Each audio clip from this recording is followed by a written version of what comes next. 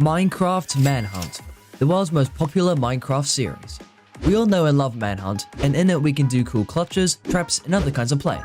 I'm sort of known for being the world's best Manhunt player, so I'm here to show you 30 Minecraft Manhunt tips you need to try. And at the end of the video there's going to be an insane play, so you have to watch to the end. They're good, I promise. This video will be split into 3 parts: the overworld, nether, and end. The plays in each dimension are what would be more suitable to do them in. Let's get started. You can go through the nether portal while being chased, and when you think they're going through it, throw harming or poison potions and they'll go straight through the portal, splashing on the hunters. While you're being chased, you can use a knockback sword to knock a TNT minecart back at the hunters, causing them to explode.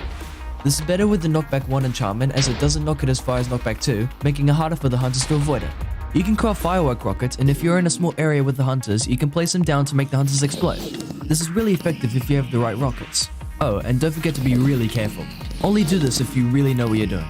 You can go to a house in a village, set up a rail going to a fence just in front of the house, put some TNT minecarts with it, and when you're being chased by the hunters, place a button and everyone will blow up. This is a really effective trap, but make sure you actually have an escape route. I know this is old, but this is pretty effective, so I decided to put it on the list. You can use a respawn anchor to blow up the hunters in the overworld. It does a lot of damage and is a really good way to get rid of at least some of the hunters. If you play on normal difficulty, you could do a raid and get tomes from it. This is huge because basically you'd have extra lives. Also, once you complete a raid, you can get an effect called Hero of the Village. Basically, this decreases the prices of villager traits. You can use this to your advantage by getting useful books such as Protection or Sharpness. Subs are pretty useful if you're underground, but then you can kill the hunters with not much effort or at least get some free hits. If you're in a snow biome, you can make a little trap with dripstone, buttons, and snow. You can then lure the hunters and spleef them. They can't place blocks because of the buttons and they would have very little time to react. If you find a good opportunity to ladder clutch, you should. If you do little ladder clutches like this, it can help you gain distance from the hunters as well as look cool while doing so. Not from that high though.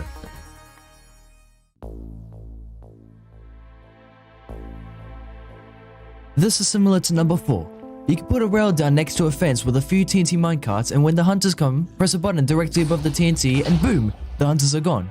You see what I did there? You can land in a lava stream to save your fall. Sure, you'll take fire damage, but that's better than dying of fall damage, right? You can also place a lava bucket 3 blocks above the ground level, or even place lava beneath you to save yourself. You could jump into a lava pool and place ladders to make an air pocket to survive. This is an interesting one. Basically in Minecraft there is a glitch where if you place a door but switch it to your offhand just before doing it, it will become a ghost block, which means a block that's visible to you and no one else. You can make a small bridge of them and drink an invisibility potion.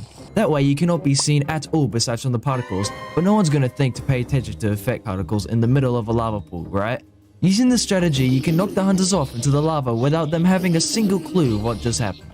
If you want to look really cool, you can get a pair of leather shoes and 2 buckets of padded snow and do a fruit berries bridge-like motion above the lava. It can help you at least gain some distance and with style points as well. This one's very simple yet effective. You can craft a golden pickaxe and spleef the hunters into the lava on a thin netherrack platform.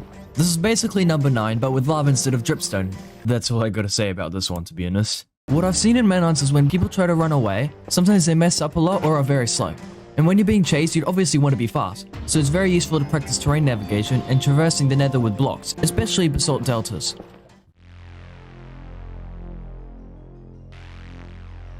You can tower up next to the obsidian platform, and when the hunters come in, you can fishing rod them into the void.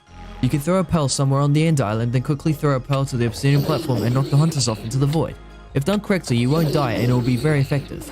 If you're in a tough spot, you can use a boat to get to an end pillar under the end island to save yourself. What's good about this is you'll be hidden under the end stone, so you can do something really good such as digging to the end of the island or setting up some sort of trap. You can make a flying machine like this and go up to the wild limit. From there you can make a little area with water obsidian and glitch the ender dragon. From there you could just boat it to death. This is pretty funny. If you want to look cool, you can get knocked up from the dragon onto a pillar. You can get dragon's breath in a bottle and use it to brew lingering potions. What's cool about this is you can literally throw it right next to you onto the hunters and they'll get the effects but not you. You can do the same thing you did with number 23, but this time you can go to the chord 00 and place water with some obsidian under it. I don't know how, but this actually makes the dragon perch more often for some reason. I just found this out a couple of weeks ago and thought it would be a good play for a manhunt. Also, this only works on buggy servers. You can drink an invisibility potion and kill the hunters with an end crystal. Although this is pretty smart, it's also really risky. Make sure you're a few blocks away from the actual end crystal, otherwise you'll be at huge risk. I'm actually surprised no one has done this in a manhunt yet. You can make a TNT jupa above the middle of the end island, and when the dragon perches, it will be stuck and you're guaranteed to win. This is such a cool play. You can use deception to trick the hunters to win a manhunt. You can go through the inn portal, but while you're teleporting to the inn, look down and spam right click to place down the inn crystal as soon as you spawn in. It will despawn the dragon, but we're not finished.